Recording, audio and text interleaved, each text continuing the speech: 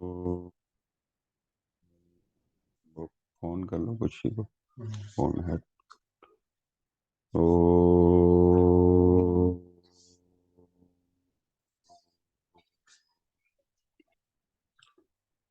ओ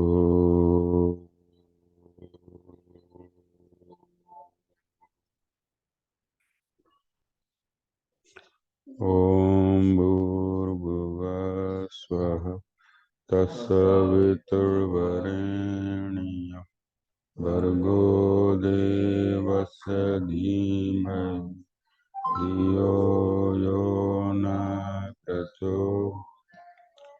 ॐ भूर्भुवः स्वः तत्सवितुर्वरेण्यं भर्गो देवस्य धीमहि धियो यो न प्रचोदयात्।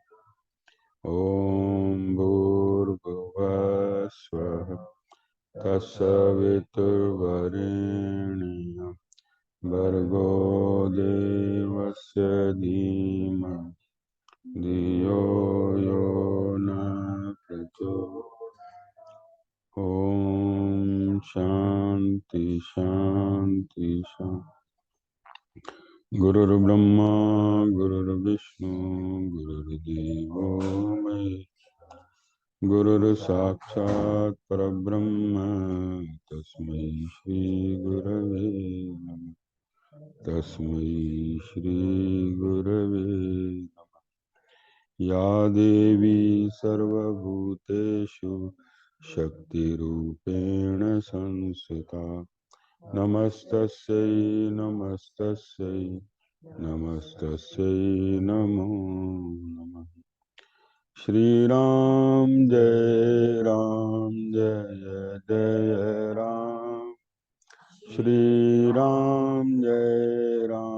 श्रीराम जय जय राम। श्रीराम जय जय राम। श्रीराम जय जय राम। श्रीराम जय जय राम।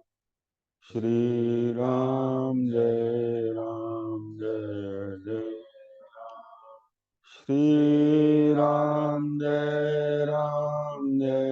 जय राम।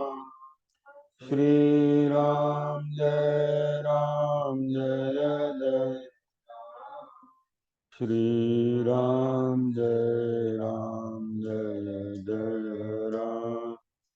श्रीराम जय जय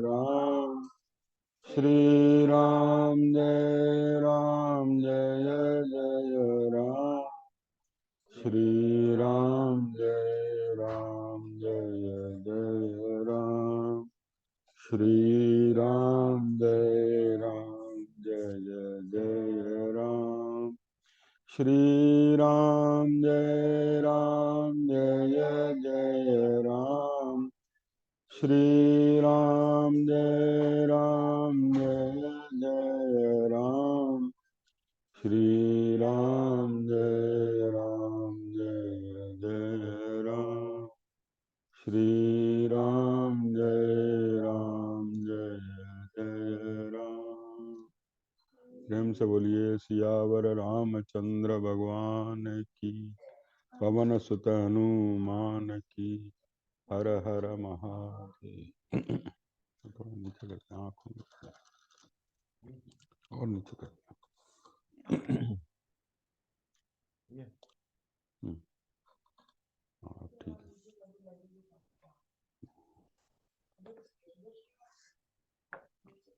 हाँ, बस ऐसे ठीक।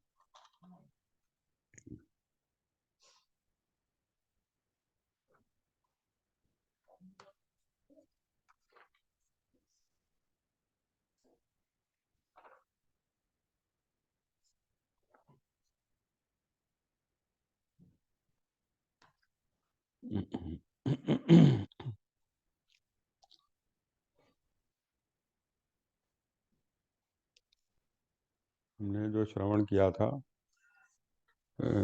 राम भगवान में लक्ष्मण जी को आज्ञा दे दी साथ चलने की, है ना। वो धनुष बाण ले आते हैं अपने साथ। राम ने उनको कहा कि जो दिव्य धनुष और तरकस बाण ये सब वशिष्ठ जी के यहाँ रखे थे, वो दिव्य थे, राजा जनक द्वारा उनको भेंट दिए गए थे, वो ले आए।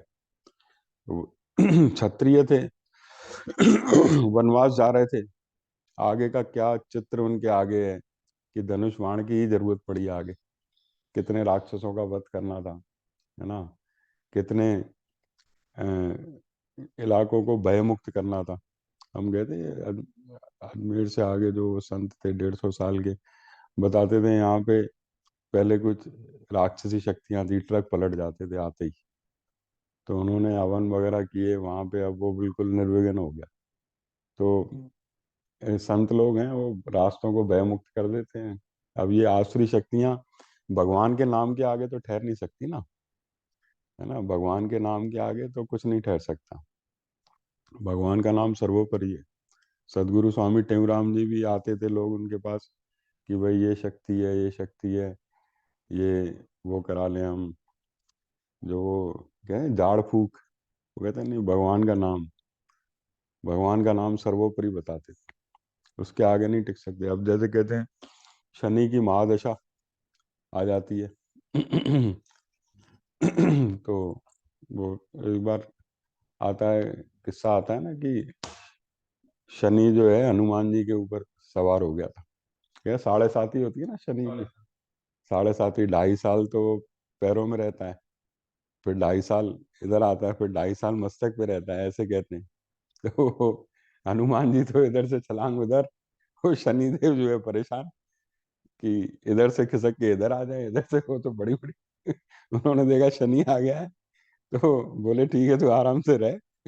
अब वो तो शनि इतना परेशान, आकर हाथ जोड़े उनको, "भाई, मुझे माफ करो, तुम्हारे ऊपर तो मेरा कोई बस नहीं चलता है।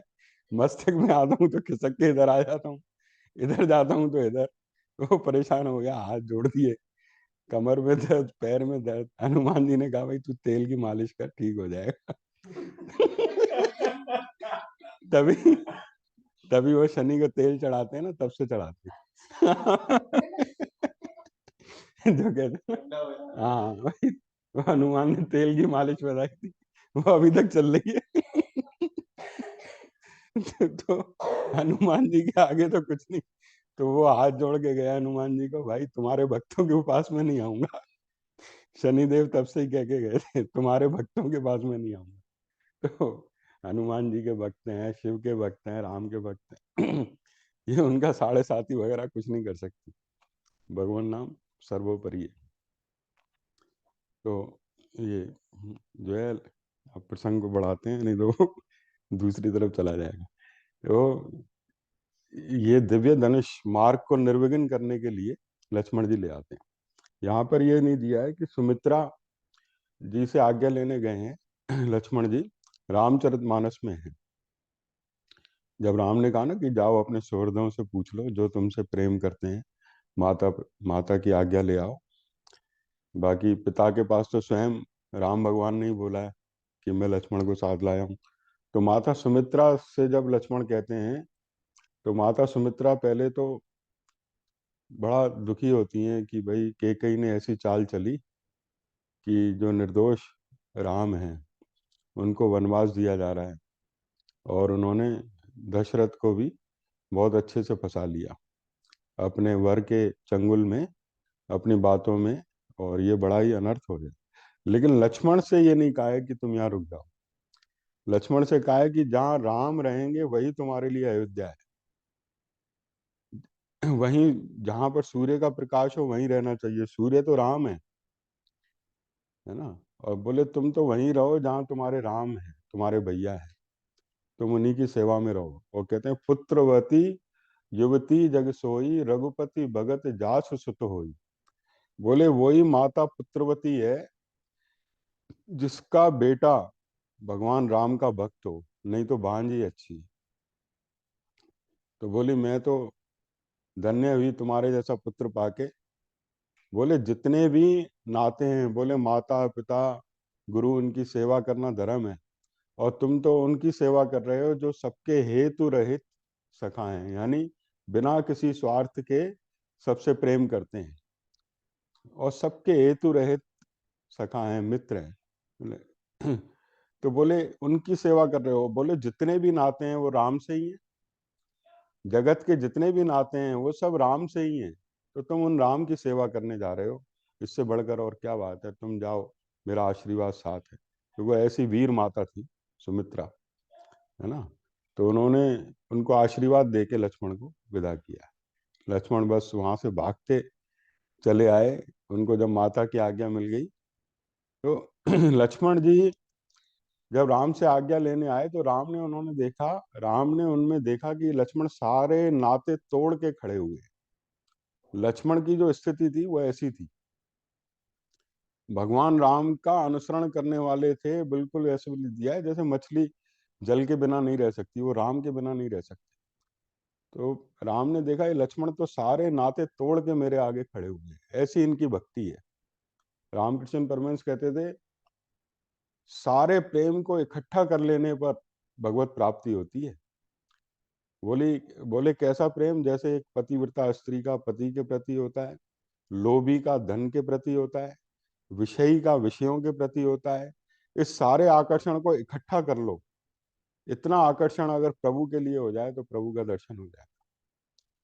प्रभु के लिए पूरा एकाग्र मन चाहिए, पूरा समर्पण चाहिए। जैसे कहते हैं ना, सुई में धागा डालो तो जरा भी रेशा होगा तो धागा नहीं जाएगा छेद में, छेद पतला होता है ना, बिल्कुल एक नोक को उसकी तब पार हो जाएगा उससे। ऐसे ही जरा भी रेशे निकले हुए हो, मन बिखरा हुआ हो तो प्रभु की तरफ नहीं जाएगा। बिल्कुल एकाग्र बुद्धि हो, समर्पण हो पूरा, तब जाके प्रभु के दर्शन होते। तो लक्ष्मण की अवस्था ऐसी, तो राम ने जो है उनको तुरंत आज्ञा दे दी कि जाओ, तुम्हें मैं आज्ञा देता हूँ शीघ्र। तो लक्ष्मण जो है तुरंत तत्परता से जो राम ने आज्ञा दी थी धनुष बाण वगैरह की वो सब ले आए, और अब उनसे कहते हैं, तब मनस्वी श्री राम ने वहां आए हुए लक्ष्मण से प्रसन्न होकर कहा, सौम्य लक्ष्मण, तुम ठीक समय पर आ गए, इसी समय तुम्हारा आना मुझे अभीष्ट था।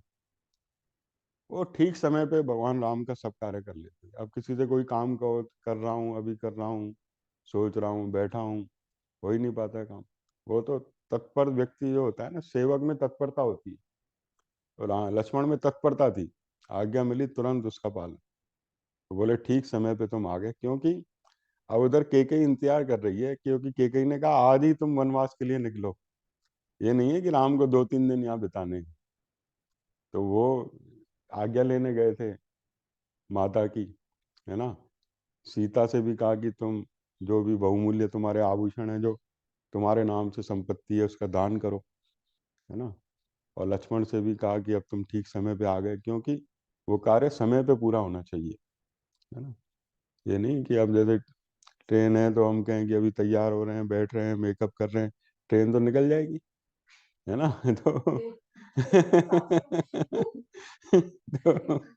तो समय पे काम होता है तो ठीक होता है।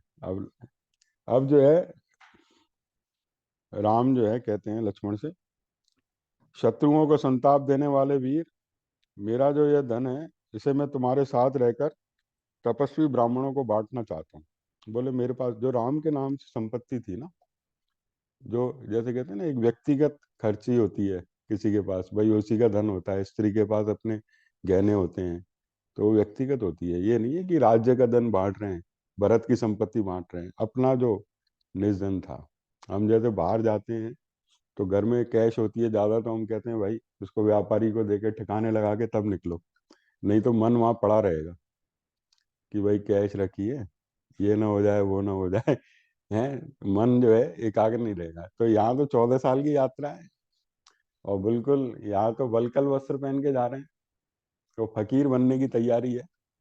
कबीर का भजन आता है ना, मन लागो रे मेरा यार फकीरी में, है ना। जो सुख जो सुख जो सुख पायो राम भजन में, सो नाही अमीरी में, मन लागो मेरा यार फकीरी में, ऐसे करके भजन है। तो वो कहते हैं कि अब मैं तुम्हारे साथ ब्राह्मणों को ये संपत्ति दान करूंगा। गुरुजनों के प्रति सुदृढ़ भक्ति भाव से युक्त जो श्रेष्ठ ब्राह्मण यहाँ मेरे पास रहते हैं, उनको तथा समस्त आश्रित जनों को भी मुझे अपना यह धन बांटना है। वशिष्ठ के पुत्र जो ब्राह्मणों में श्रेष्ठ आर्य सुयज्ञ हैं, उन्हें तुम शीघ्र यहाँ बुला लाओ। मैं उन सबका तथा और जो ब्राह्मण शेष रह गए हों, उनका भी सत्कार करके वन को जाऊंगा। बोले जो ये ब्राह्मण है, श्रेष्ठ ब्राह्मण है, उन सबको ले आओ, उनका भी सत्कार करके मैं वन को जाऊंगा। अब यहाँ पर दान का प्रसंग है अगले अध्याय में। देखो, दान की बात भगवान ने कही है ना, यज्ञ, दान और तप, ये तीन कर्म त्यागने योग्य नहीं है, इनको अवश्य करना चाहिए, है ना। क्यों? ये करणीय कर्म है। अनासक्त होकर प्रभु की आज्ञा समझकर फल भगवान को अर्पण करके अवश्य करना चाहिए। ये पवित्र मनीषियों को भी पवित्र करने वाले हैं, जो पवित्र हो चुके हैं उनको भी पवित्र करने वाले हैं। ये कर्म अवश्य करणीय है। तो भगवान देखो, दान के संबंध में लोगों के अंदर ये धारणा है केवल भिखमंगे और इन्हीं को दान देना कर्तव्य है। लेकिन यहाँ यह जो क्षत्रिय ब्रह्मनिष्ठ ब्राह्मण है, वो बड़े ही योग्य पात्र होते हैं दान के। क्षत्रिय ब्रह्मनिष्ठ जो ब्राह्मण होते हैं, पहले देखो सन्यास की जो परंपरा थी ना, वो इसलिए थी कि सन्यासी जो भजन करता है वो कोई कार्य नहीं कर सकता है, रोटी कहाँ से अर्जित करेगा वो 24 घंटे भजन में रहता था। तो कभी कोई द्वार पे शंकराचार्य आ जाता था, जड़ भरत आ जाता था, दत्तात्रेय आ जाते थे, ऐसे ऐसे लोग द्वार पे आ जाते थे, 5 घरों से भिक्षा लेते थे। 5 घरों से भिक्षा नहीं मिली तो भूखे रह के अपना भजन करते थे। ऐसे सन्यासी के कठोर नियम थे। तभी तो माता सीता जब रावण सन्यासी के वेश में आया था तो भिक्षा लेके आई थी, सन्या लौटाते नहीं थे मतलब ये कहते थे कोई ऐसा पता नहीं, भगवान संत ही आ जाए कोई तो धन्य हो जाए। ऐसे ऐसे लोग द्वार पे भिक्षा मांगते थे। अब तो सन्यास की परंपरा ही बदल गई। अब तो जो सन्यासी हैं उनके उनके पास इतना पैसा हो गया कि वही दान करने लग जाएं तो भी नहीं छुटेगा। इतना पैसा हो गया, इतने बड़े बड़े आश्रम हो गए। सन्यास उल्टा हो गया बिल्कुल। पहले सन्यास ऐसा नहीं था। सन्यास में अगले दिन के लिए भी संग्रह नहीं होता था। तो अब इसलिए अब दान भी उल्टा हो गया। अब जो है, मतलब अब आप देखो, करोड़ों रुपए का आश्रम बन गए, इतने शिष्य हो गए, फिर भी लोग वहीं दिए जा रहे हैं। वहां आवश्यकता ही नहीं है अब देने की, वहां देने की आवश्यकता ही नहीं है। तो लेकिन जो ब्राह्मण अगर ऐसा हो, निर्धन हो, असहाय हो, स्वाध्याय में लगा हुआ हो, उसकी कोई विपत्ति आ गई हो, कन्या का विवाह नहीं हो रहा हो, ऐसे एक ब्राह्मण को अगर आपने दान दे दिया ना, बड़ा पुण्य का काम, बहुत बड़ा पुण्य का काम। तो यहाँ पर ब्राह्मणों को, ऐसे ऐसे ब्राह्मणों को बुलाया है भगवान राम ने, जो देखा कि ये बेचारों का पूरा जीवन स्वाध्याय में कट गया और घर में तो बस ये है, 2 टाइम खाने को भी नहीं है, गृहस्थी है। तो वो उनको बुला बुला के दान दिया है कि ले जाओ ले जाओ ले जाओ। बिल्कुल ऐसे बन गए हैं यहाँ पे, जैसे कहा है कि 100 हाथों से संग्रह करो, 1000 हाथों से बांटो। 1000 हाथों से बांट रहे। वो नाम ले ले के लक्ष्मण से कहा इसको बुला लाओ, उसको बुला लाओ। उनकी समझो एक बार आया, उनकी गरीबी हमेशा के लिए दूर हो गई। एक बार जो उनके आगे आया, हमेशा के लिए गरीबी दूर हो गई। ऐसे ऐसे ब्राह्मणों को वहां पर बुलाया है। तो ये अधिकारी हैं दान के, भाई जिन्होंने भजन में जीवन बिताया, संग्रह कर ही नहीं पाए, उनका ध्यान ही नहीं गया रोजी रोटी की तरफ, है ना। अपन जब वहाँ गए थे पुराण मंदिर में नैमिषारण्य, तो वहाँ जो चारपाई पे लेटे थे वो ब्राह्मण जो है, तो वो बेचारे कुछ करने करते नहीं थे। वो धन कोई आता है दे जाता है, तो उससे अपना खर्चा चलाते हैं। तो ऐसे निर्धन ब्राह्मण भी होते हैं। अब कुछ ऐसे होते हैं जो हाँ, जो पुराण मंदिर जो ये चले गए थे, दिनेश उनेश ये चले गए थे राजा, तो उसके बाद हमने देखा था जो सामने ही था वहाँ हनुमानगढ़ी के पास। हाँ, वहाँ लेटे हुए थे वो। लेकिन कोई ब्राह्मण जिद करते हैं, हालांकि पैसा होता है देखो, फिर भी कहते हैं कि और चढ़ाओ और चढ़ाओ, 1100 2100, भाई जितनी तुम सामर्थ्य है अपने हिसाब से चढ़ा दे, खुशी से चढ़ा दे तो वो सही है ना। तो भगवान राम ने तो जो निर्धन ब्राह्मण है उन सबको बुलाया, और वो भी वेदज्ञ। ऐसे नहीं, कहते हैं जो ब्राह्मण शास्त्रज्ञ नहीं हो, वेदज्ञ नहीं हो, तपस्वी नहीं हो, उसको दिया हुआ दान तो ऐसा है जैसे राख में हवन कर दिया तुमने, है ना। राख में हवन कर दिया तो वो कोई निष्फल ही होगा ना। अब वो कुछ ब्राह्मण ऐसे भी हैं जो अपना सदाचार भूले बैठे हैं, जबकि उनको तपस्या में स्वाध्याय में लगे रहना चाहिए। तदनंतर अपने भाई श्री राम की प्रिय कारक एवं हितकर आज्ञा पाकर लक्ष्मण वहां से चल दिए। उन्होंने शीघ्र ही गुरुपुत्र सुयज्ञ के घर में प्रवेश किया। उस समय विप्रवर सुयज्ञ अग्निशाला में बैठे हुए थे। लक्ष्मण ने उन्हें प्रणाम करके कहा, सखे, दुष्कर्म दुष्कर कर्म करने वाले श्री रामचंद्र जी के घर आओ और उनका कार्य देखो। सबसे पहले सुयज्ञ के यहाँ गए हैं। अब वो वहां जाते हैं तो वो देखते हैं अग्निशाला में बैठे हुए हैं, हवन कर रहे हैं, यज्ञ कर रहे हैं। यानी पूरा समय ही उनका इसमें जो ब्राह्मण का स्वधर्म है उसमें लगे हुए हैं। उसी तरह दिखाई दिए उनको। उनको प्रणाम करके बोले, आप श्री राम के पास आइए और उनका कार्य देखिए। इस तरह से कहते हैं, ये नहीं कहते तुम्हें धन मिलेगा, उनका कार्य देखिए तो वो क्या करना चाहते हैं। सुयज्ञ ने मध्याह्न काल की संध्या उपासना पूरी करके लक्ष्मण के साथ जाकर श्री राम के रमणीय भवन में प्रवेश किया, जो लक्ष्मी से संपन्न था। अब उन्होंने अपना मध्याह्न काल की संध्या उपासना थी वो पूरी की, फिर लक्ष्मण के साथ ही श्री राम के महल में गए। बोले वहां पर वो लक्ष्मी से संपन्न था। लक्ष्मी से संपन्न क्यों ना हो, श्री नारायण है तो उनकी जो धर्म पत्नी है वो लक्ष्मी है ना। लक्ष्मी नारायण तो संग ही रहते हैं, तो वो लक्ष्मी से संपन्न था। होम काल में पूजित अग्नि के समान तेजस्वी वेद वेता स्वयज्ञ को आया जान सीता से श्री राम ने हाथ जोड़कर उनकी अगवानी की। अब देखो उसमें लिखा है कि वो ब्राह्मण कैसे थे, तेजस्वी थे, वेद वेता थे, वेदों को जानने वाले थे, है ना। और उनको आया देखकर और हाथ जोड़कर उनकी अगवानी की। है तो सृष्टि के रचयिता भगवान है, लेकिन फिर भी अपना धर्म निभा रहे हैं, ब्राह्मण के आगे हाथ जोड़ के खड़े, है ना, सेवक बन के खड़े हैं। मनुष्य रूप में आके मनुष्य की लीला की है, मनुष्य जैसा आचरण किया है। वो कहते हैं ना, रोल जो हो वो ठीक ठीक निभाना चाहिए। राजा का रोल है तो राजा का निभाएंगे, है ना। और अगर दूसरा कोई रोल दे दिया गया सेवक का तो सेवक का निभाएंगे।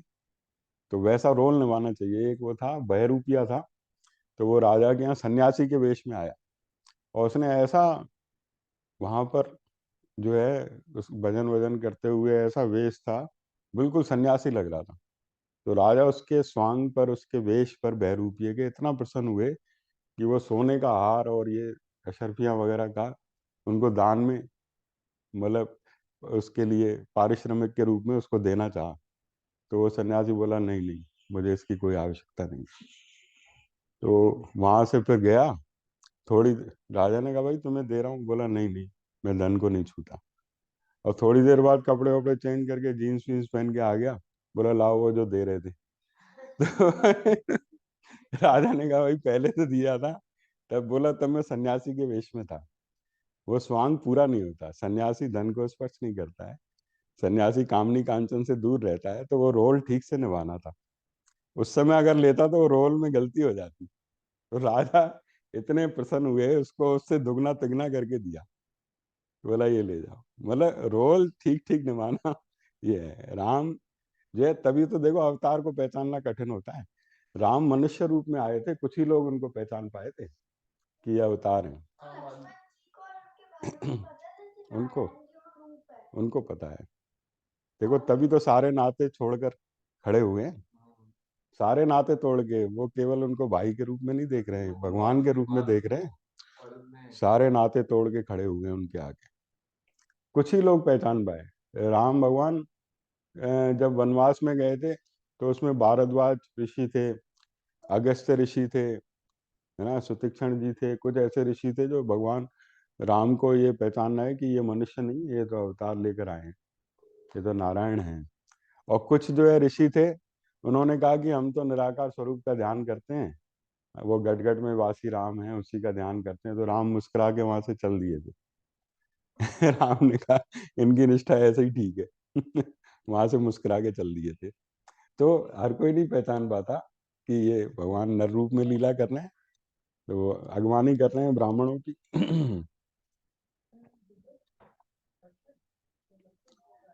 तत्पश्चात ककुस कुलभूषण श्री राम ने सोने के बने हुए श्रेष्ठ अंगदों, सुंदर कुंडलों, स्वर्णमय सूत्र में पिरोई हुई मणियों, केयूरों, वलयों तथा अन्य बहुत से रत्नों द्वारा उनका पूजन किया। इसके बाद सीता की प्रेरणा से श्री राम ने सुयज्ञ से कहा। अब सीता ने इशारा किया कि मैं भी कुछ देना चाहती हूँ। तो जो है राम ने सीता की प्रेरणा से ही कहा, सौम्य तुम्हारी पत्नी की सखी सीता, यानी सुयज्ञ की जो पत्नी थी वो सीता की फ्रेंड थी। सखी कहते हैं ना, मित्र थी। तो वो कहते हैं तुम्हारी पत्नी की सखी सीता तुम्हारे पत्नी के लिए कुछ देना चाहती हैं। उसके नाम भी लिखे हैं, क्या क्या देना चाहती हैं। अपना हार, स्वर्ण सूत्र, करधनी, इन वस्तुओं को अपनी पत्नी के लिए ले जाओ। और वन को प्रस्थान करने वाली तुम्हारी स्त्री की सखी सीता तुम्हें तुम्हारी पत्नी के लिए विचित्र अंगद और सुंदर केयूर भी देना चाहती है ना। और जो सोने का पलंग है वो भी तुम्हारे घर में बेच देना चाहती है। वो तो राजा थे भाई, ये सब चीजें उनके यहाँ तो साधारण थी। तो देखो, सर्वस्व का दान है एक तरह से, सब चीजें अपनी। और इस फिर जो है श्री राम ने कहा, सुयज्ञ तो वहां से चले गए।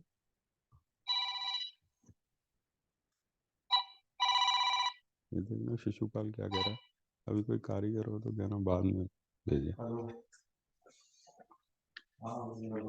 हाँ, रघुपति राघव राजा राम, पतित पावन सीताराम। रघुपति राघव राजा राम, पतित पावन सीताराम। सीताराम सीताराम, भज प्यारे मन सीताराम। सीताराम सीताराम, भज प्यारे मन सीताराम। रघुपति राघव राजा राम, पतित पावन सीताराम। प्रेम से बोलिए सियावर रामचंद्र भगवान। अब जो है श्री राम ने शांत भाव से खड़े हुए और प्रिय वचन बोलने वाले अपने प्रिय भ्राता सुमित्रा कुमार लक्ष्मण से उसी प्रकार निम्नांकित बातें कही जैसे ब्रह्मा देवराज इंद्र से कुछ कहते हैं। सुमित्रानंदन, अगस्त्य और विश्वामित्र दोनों उत्तम ब्राह्मणों को बुलाकर रत्नों द्वारा उनकी पूजा करो। महाबाहु रघुनंदन, जैसे मेघ जल की वर्षा द्वारा खेती को तृप्त करता है, उसी प्रकार तुम उन्हें सहस्त्रों गौओं, स्वर्ण मुद्राओं, रजत द्रव्यों और बहुमूल्य मणियों द्वारा संतुष्ट करो। और अगस्त्य और विश्वामित्र, ये भी दोनों महान ऋषि थे। ये तो अपना पूरा समय ही इन्होंने अपना ब्राह्मण के कर्म भजन में लगाया है। तो बोले उनको जो है उसी तरह से तृप्त करो जैसे मेघ बरसते हैं तो वो खेतों को तृप्त करते हैं, जमीन को तृप्त कर देते हैं। वो साइलेंट पे कर दो। लक्ष्मण, यजुर्वेदीय तैत्रीय शाखा का अध्ययन करने वाले ब्राह्मणों के जो आचार्य और संपूर्ण वेदों के विद्वान हैं, साथ ही जिनमें दान प्राप्ति की योग्यता है तथा जो माता कौशल्या के प्रति भक्ति भाव रखकर प्रतिदिन उनके पास आकर उन्हें आशीर्वाद प्रदान करते हैं, उनको सवारी, दास दासी, रेशमी वस्त्र और जितने धन से वे ब्राह्मण देवता संतुष्ट हों उतना धन खजाने से दिलवाओ। अब कहा जो यजुर्वेद के तैत्रीय शाखा का अध्ययन करते हैं जो ब्राह्मण हैं और जिनमें दान प्राप्ति की योग्यता है, ये भी बात कही है ना। दान प्राप्ति की योग्यता कौन होगी? जो सदाचारी ब्राह्मण होगा, स्वाध्यायशील होगा, तपस्वी होगा, उसमें दान प्राप्ति की योग्यता होती है। तो बोले उनको भी मनोवांछित वस्तुएं देकर ऐसे नाम ले लेके बुलाया है। चित्ररथ नामक सूत श्रेष्ठ सचिव भी हैं सुदीर्घ काल से यहाँ राजकुल की सेवा में रहते हैं, इनको भी तुम बहुमूल्य रत्न वस्त्र देकर संतुष्ट करो। अब देखो सचिव, अब ब्राह्मणों के बाद जो सेवक हैं, है ना, तो हमारे घर में जो सेवा करते हैं या जो आसपास ऐसे लोग रहते हैं जो हमारे लिए कुछ ना कुछ करते रहते हैं, तो हम कहते हैं ना दिवाली में उनको गिफ्ट दे दें, कुछ ना कुछ दे दें, भाई उसने इतना कुछ किया है। तो बोले सचिव को बुलाओ, जो कुछ सेवक हैं, कुछ निर्धन हैं, तो सबको जो है जो कुछ अपनी तरफ से दे सकते थे, और भी इसमें देखो नाम लिया, मुझसे संबंध रखने वाले जो कट शाखा और कलाप शाखा के अध्येता बहुत से दंडधारी ब्रह्मचारी हैं। वे सदा स्वाध्याय में ही संलग्न रहने के कारण दूसरा कोई कार्य नहीं कर पाते। भिक्षा मांगने में आलसी हैं, परंतु स्वादिष्ट अन्न खाने की इच्छा रखते हैं। ऐसे भी हैं जो विद्यार्थी हैं, भिक्षा मांगना नहीं चाहते कि अरे कौन जाए, लेकिन उनको चाहिए स्वादिष्ट खाना, तो बोले उनको भी दो। तो स्वाध्याय स्वाध्याय में लगे रहते हैं। तो बोले उनको भी दो। महान पुरुष भी उनका सम्मान करते हैं। बोले क्यों? बोले वो सम्मानी है। बोले आलसी तो है थोड़े, लेकिन है सम्मानी, क्योंकि वेदों का स्वाध्याय करते हैं, सत्वगुणी है। इसके लिए उनके लिए रत्नों के बोझ से लदे हुए 80 ऊंट, अगहनी चावल का भार ढोने वाले 1 सहस्त्र बैल तथा भद्रक नामक धान्य विशेष चने मूंग आदि का भार लिए हुए 200 बैल और दिलवाओ। सुमित्र कुमार, उपयुक्त वस्तुओं के सिवा उनके लिए दही घी आदि व्यंजन के निमित्त 1 सहस्त्र गौएं भी हकवा दो। भाई दही और घी तो गौओं से मिलेगा, तो बोले गौएं उनको दे दो, ताकि उनको खूब दही घी खाने को मिले। माता कौशल्या के पास मेखलाधारी ब्रह्मचारियों का बहुत बड़ा समुदाय आया है। उनमें से प्रत्येक को 1,000 स्वर्ण मुद्राएं दिलवा दो। माता कौशल्या के पास ये ब्रह्मचारी आते रहते थे, कि वो माता कौशल्या सदैव यज्ञादि कर्म में करती रहती थी, उपवास, देवताओं की पूजा, यज्ञ ये करती रहती थी, उनका स्वभाव था।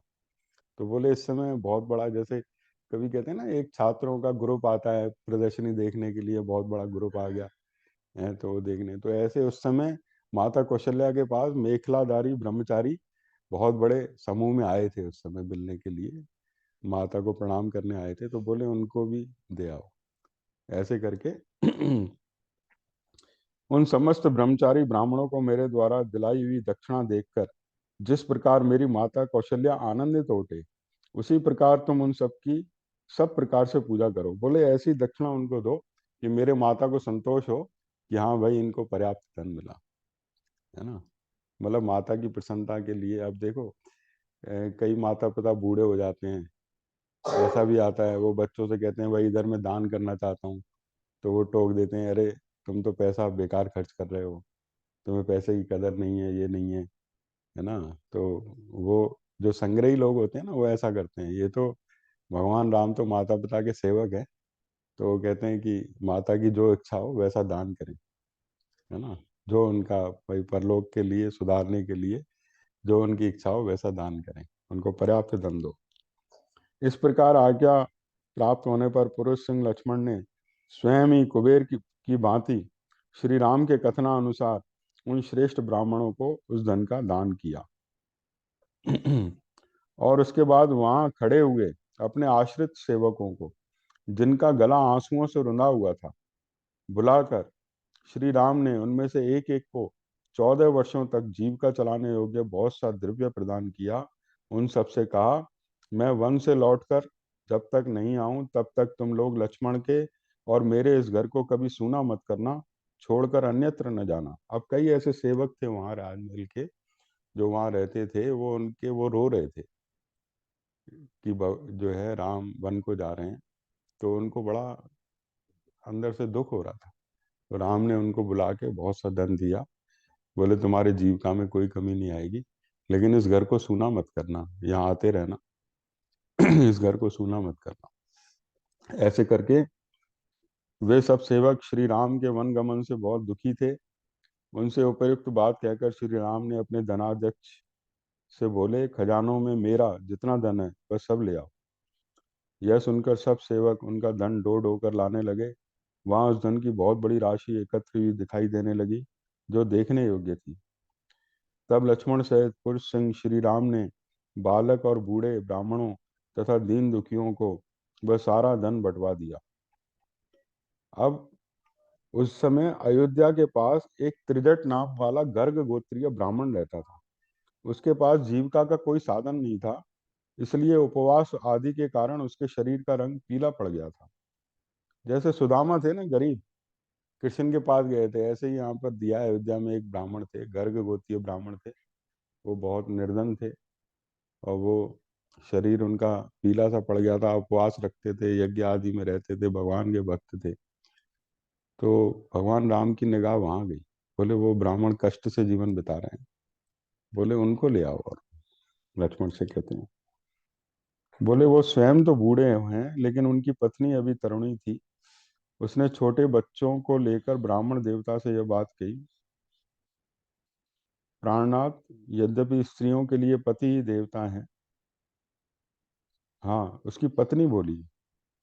अच्छा, वो राम ने नहीं बुलाया, पत्नी बोली उस ब्राह्मण से, त्रिजट से, बोले कि आप ये फाल और कुदाल फेंक कर मेरा कहना मानो। ये फाल और कुदाल लेकर जाते थे वन में, अब कमा ही नहीं पाते थे, इतनी योग्यता नहीं थी उनमें। तो कहते हैं हम निर्धनता में जीवन बिता रहे हैं, इस समय तो राम कुबेर की भांति धन बांट रहे हैं, आप वहां चले जाओ, वहां आपकी मतलब जीवन भर की इच्छा पूरी हो जाएगी, इतना धन मिलेगा।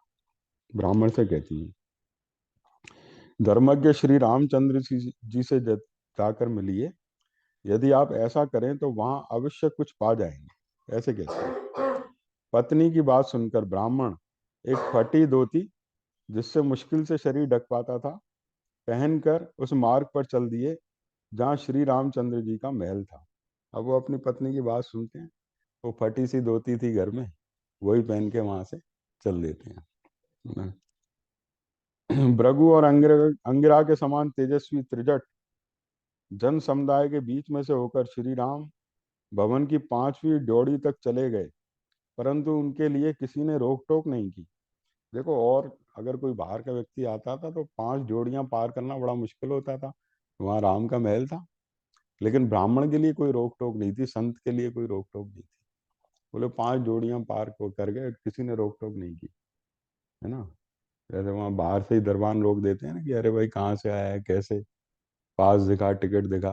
बोले नहीं, उसके लिए तो सीधा एंट्री राम के महल तक हो गई।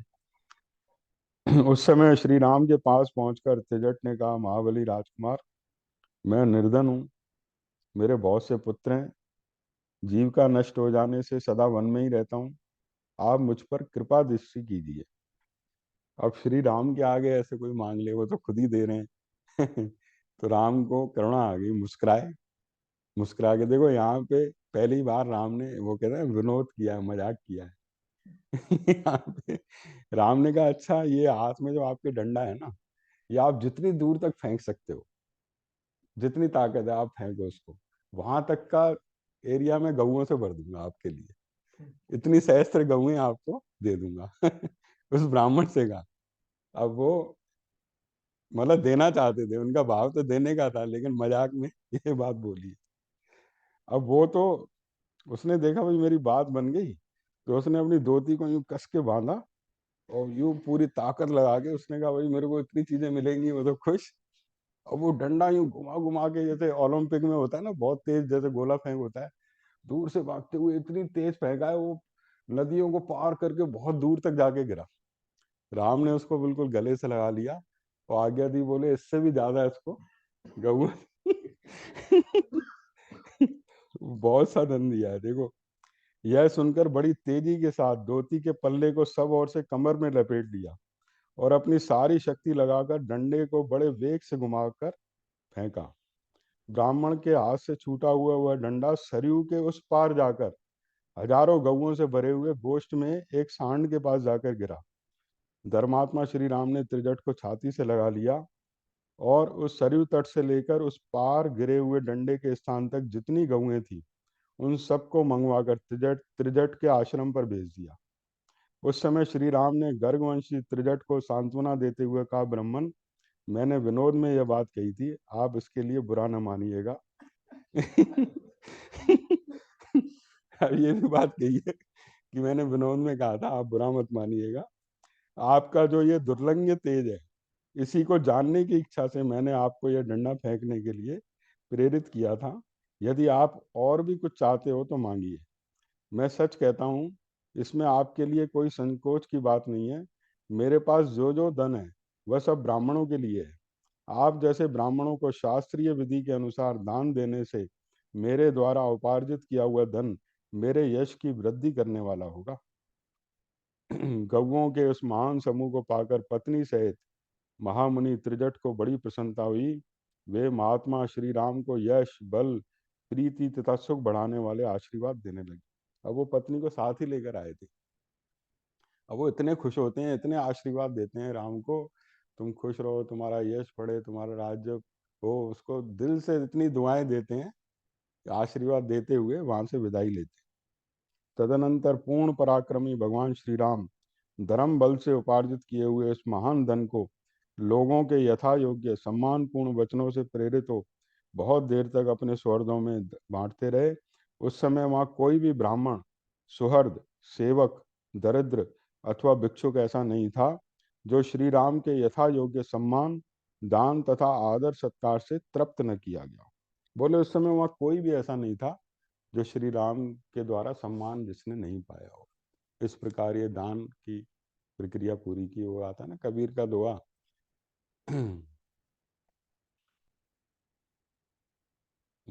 घर में बाड़े दाम, दो ही हाथ होली चाहिए, यही सियानो काम। बोले घर में जब दाम बढ़ जाए, धन जब बहुत ज्यादा बढ़ जाए ना, तो फिर दोनों हाथों से, हाँ, जल बाड़े नाव में, घर में बाड़े दाम, दो ही हाथ होली चाहिए, यही सियानो काम। भाई जल अगर नाव में आ जाए ज्यादा तो उसको निकालते हैं ना बाहर, नहीं तो नाव डूब जाएगी। और बोले घर में पैसा आ जाए बहुत ज्यादा, तो भी हलचल मचाता है। लोग फिर उसको और ब्याज पे लगा देते हैं और प्रॉपर्टियां खरीदते हैं और बढ़ाते जाते हैं। तो बोले उसको दोनों हाथ से उलीचो, यानी सत्पात्र को दान दो, यही सियाना काम है ना। उसके द्वारा कुछ ऐसे सत्कार्य करो। भाई नहीं है तो बात अलग है, लेकिन अगर बढ़ता ही जा रहा है, बढ़ता ही जा रहा है, तो फिर भाई उसको सत्पात्र को दान देकर सही जगह से उसको देगा, यही सदुपयोग है उसका। तो श्री राम ने अपना अब तो वो खाली हो गए, अब तो केवल वन जाने की तैयारी है। अब उसके बाद वन का प्रस्थान अगले सप्ताह करेंगे, है ना। रघुपति राघव राजा राम, पतित पावन सीताराम। रघुपति राघव राजा राम, पतित पावन सीताराम। सीताराम सीताराम, बज प्यारे मन सीताराम। सीताराम सीताराम, बज प्यारे मन सीताराम। रघुपति राघव राजा राम, पतित पावन सीताराम। कृष्णाय वासुदेवा हरे परमात्मने प्रणतक्लेशनाश गोविंदाय नमो नमः। त्वमेव माता च पिता त्वमेव बन्धु च सखा त्वमेव विद्या द्रविणं त्वमेव सर्वं मम देव। ओम पूर्णमद पूर्णमिदं पूर्णात् पूर्णस्य पूर्णमादाय पूर्णमेवावशिष्यते। ओम शांति शांति।